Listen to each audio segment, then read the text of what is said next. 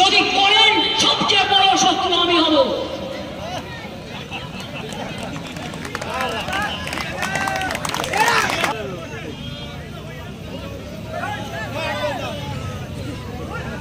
আজকের এই মঞ্চটা অরাজনৈতিক মঞ্চ। আজকে যারা আমরা এখানে উপস্থিত হয়েছি,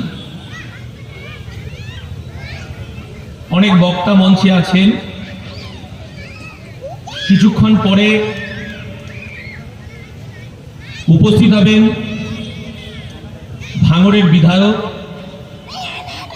এই রাজ্যের প্রতিবাদের আর এক নাম নওশাদ সিদ্দিকী। সোমনাথদার বক্তব্য শুনছিলাম, স্বাভাবিকভাবেই সোমনাথদার বক্তব্য অনেক শুনেছি। আমার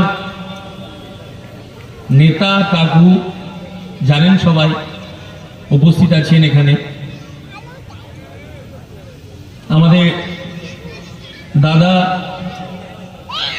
কলকাতা হাইকোর্ট থেকে এখানে চলে এসছে। আর এই মঞ্চে আর একটা আগুনকে আমি দেখলাম, সামনাসামনি দেখিনি, ডক্টর আশফাকুল্লাহকে।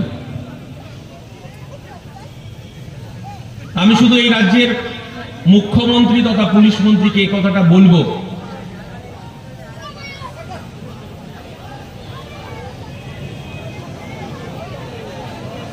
নওশাদ